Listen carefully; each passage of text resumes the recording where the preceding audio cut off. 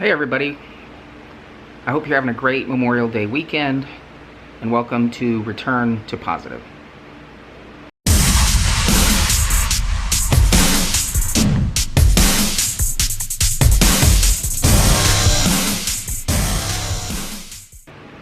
Today I'm going to do something a little different. I'm going to make some recipes for you. Today I'm going to make two types of potato salad. There are so many varieties. I'm sure your family has some. I'm sure your neighbor has a different recipe. In our case, my wife, her family made it one way and my family made it another. And we make both. I don't like hers, she doesn't like ours. So I'll have those two recipes, plus I'm gonna make what are probably the world's best brownies. Easy recipe. If you're not a baker, don't be afraid of it. Very simple. And I'll be right back. Okay, now I'm going to start one of two potato salad recipes. One is the way my wife's family would make it, and mine, of course, is the way mine would make it. There are so many variations for potato salad. I'm sure many of you have other ways to make it. Feel free to share those. So we're going to start with, of course, we need potatoes that are cooked and cubed. We're going to need some celery, hard-boiled egg, some onion, salt, pepper, and for hers, Miracle Whip. So we're going to take some of the potatoes and put them into the bowl.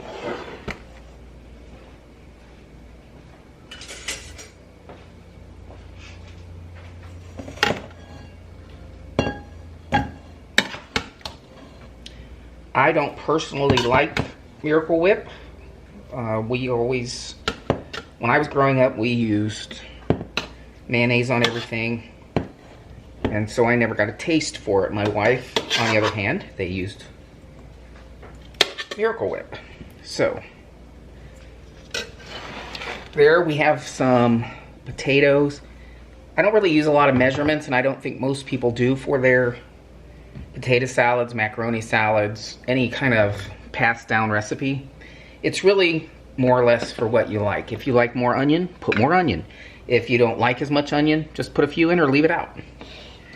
So we're going to put some celery. Now I've cut this up for both recipes, so I'm not going to use it all. And then this is 3 hard-boiled eggs that are kind of cubed up.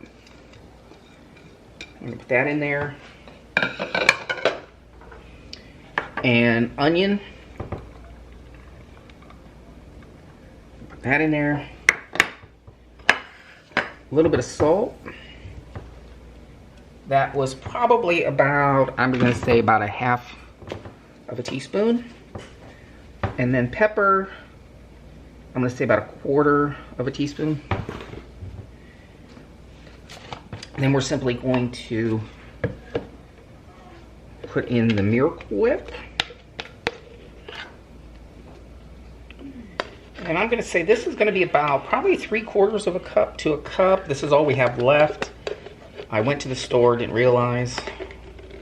So if I need to extend this, if I need some more moisture, I'm just going to put in a little bit of sour cream. That way it really won't affect the flavor much. I don't really want to add mayonnaise because that would defeat the purpose of the Miracle Whip. So there we go.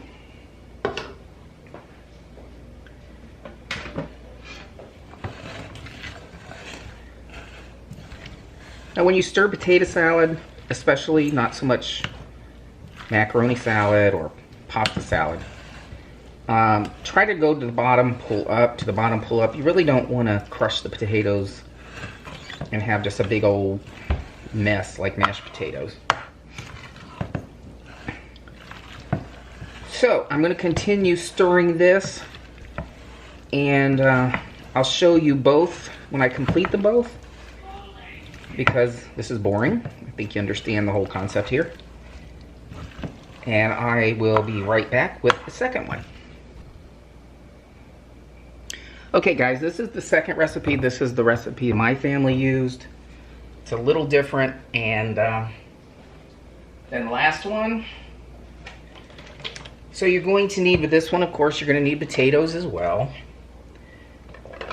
Again, we're going to use celery, some onion. We're going to use dill pickle and some green olives. We're going to use about 3 of the hard-boiled eggs and some pepper. We won't really need the salt because of the green olives. After you mix it and taste it, if you want to put some more salt, help yourself. All right.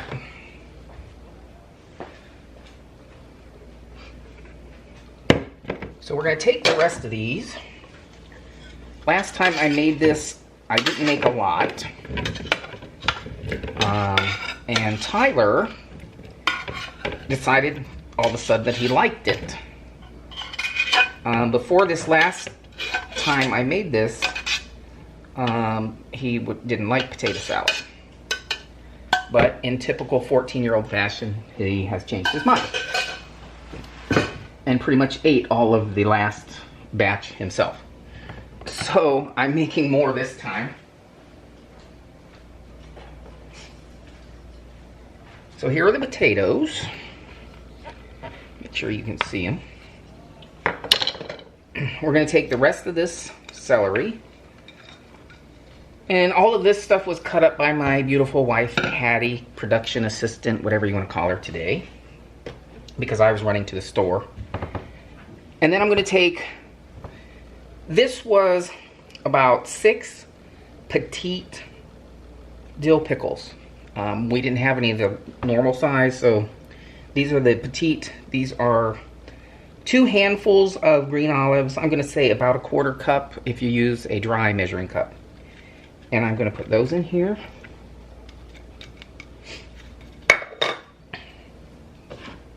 I'm going to put the pepper in. Again, seasoned to taste. This is probably, I'm going to say, maybe 3/4 of a tablespoon. Onion, I don't put a lot in this. This one, because we're not big fans, I like a little bit of the flavor. And as potato salad sits, the onion tends to get stronger, so I'm just going to put a little bit in, just so we get a little bit of the flavor.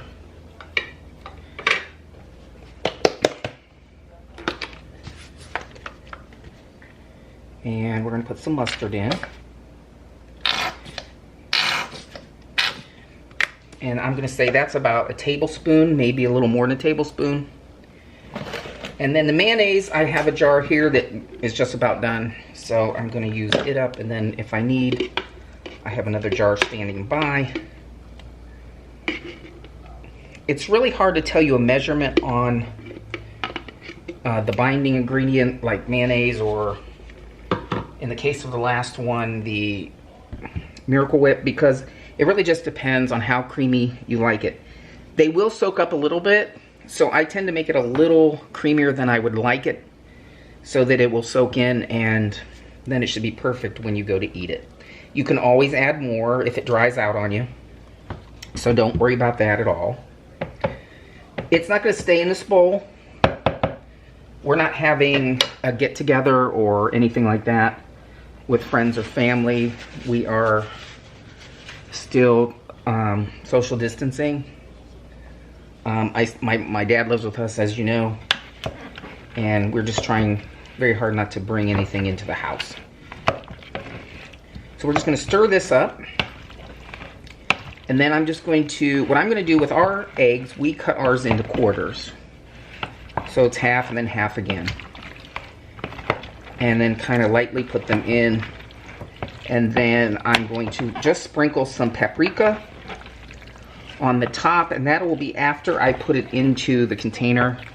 I'm not going to leave it in this bowl.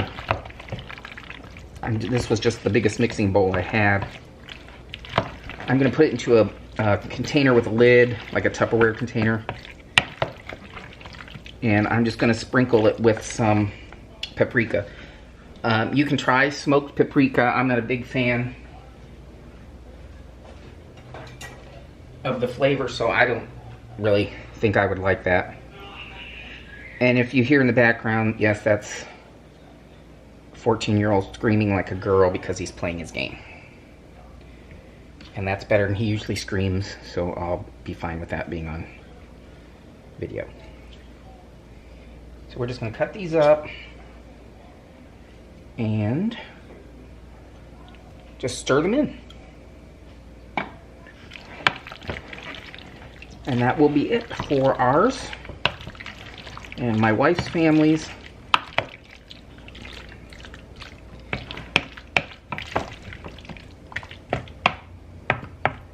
Potato salad.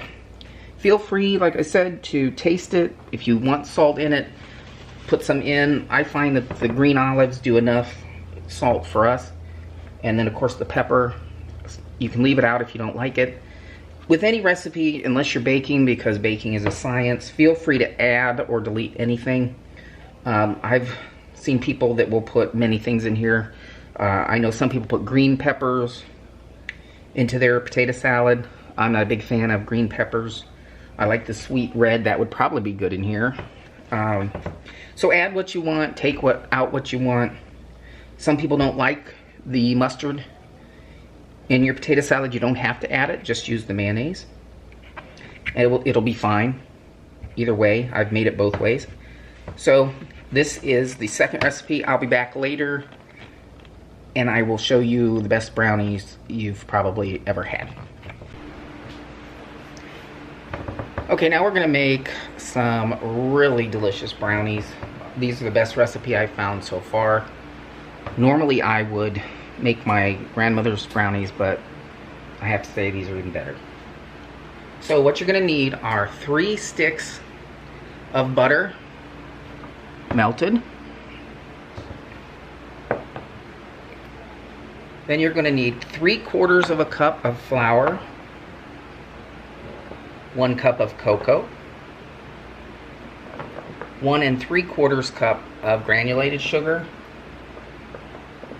1/4 cup of brown sugar,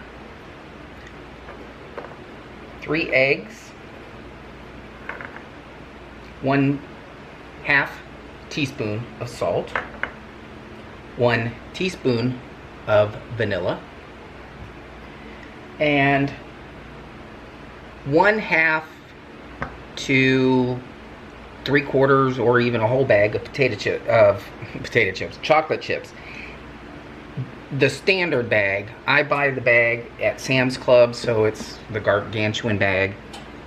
Traditional bag has 11 ounces, so it would be half of that, or a little more, however many chocolate chips you like. This will go into a 9 by 13 pan. This is a non-stick pan, but I still sprayed it. And it will be a 350-degree oven for 40 minutes. So what you want to do is, you're going to take your butter. Make sure you get everything out of the bowl. I see so many cooks on here that don't scrape their bowls, and it drives me crazy. So you take your butter. What I'm going to do, the recipe called for you mixing your eggs into the butter. If your eggs are too hot, you'll scramble the eggs. So what I do is I'm going to mix in the brown sugar and the white sugar, or granulated sugar.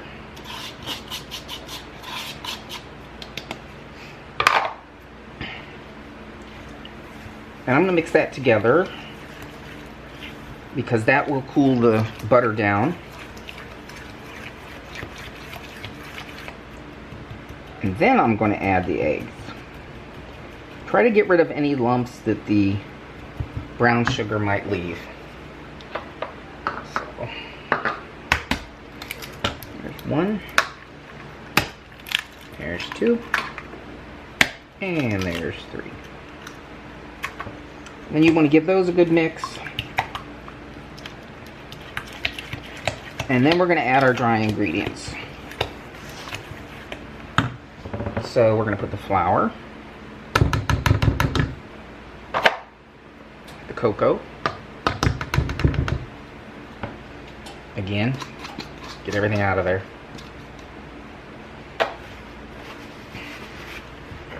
This is the salt.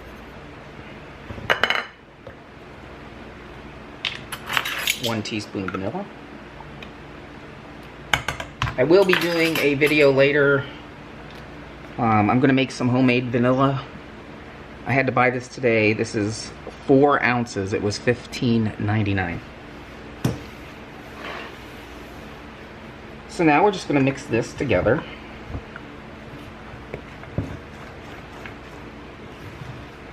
And the biggest thing with brownies is you do not want to over mix the brownies.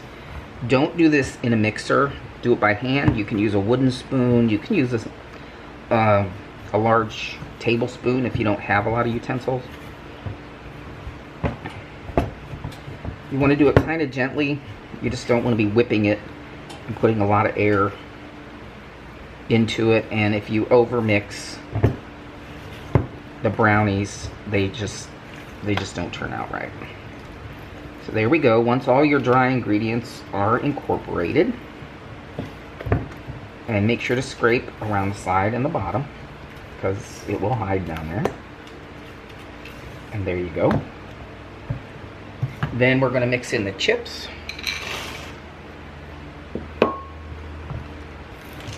This is an easy recipe, really, so anyone who's teaching their children how to cook, or if you're not really a big baker, this is a recipe I'm pretty sure would be very hard to mess up because the ingredients are pretty straightforward.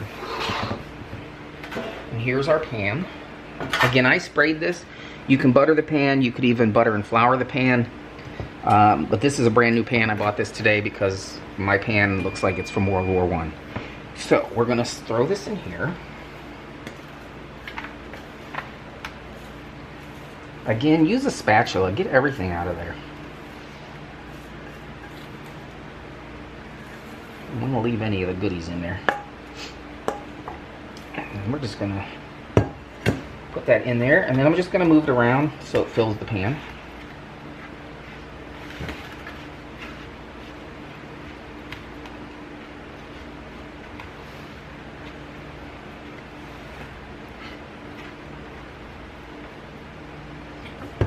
And there you have it. This is before we put it in the oven. And I'll show it to you when it comes out. Be right back. Okay, everybody, here are the brownies out of the oven. I'm going to let these cool. You can dust them with confectioner's sugar. You can leave them plain the way they are. I'm actually going to put a little bit of buttercream icing on them, white. You can do chocolate icing, or like I said, leave it plain, serve them warm with some ice cream. The only thing I want to let you know when you're baking, make sure your oven is actually at temperature before you put it into the oven. If your temperature is not at 350, for example, and you stick this in the oven, it's not going to come out right. You're going to wonder why it took longer. It ups the chances of your edges burning. Make sure your oven is at temperature when you stick something in the oven and you're baking. It will make it come out pretty much right on time, depending on altitude adjustments that are usually mentioned in a recipe if that applies to you. So that's my tip for the day. Thanks for coming by, and I hope you enjoy your weekend, and I hope you remember those who have fallen on this Memorial Day weekend. Thanks, guys.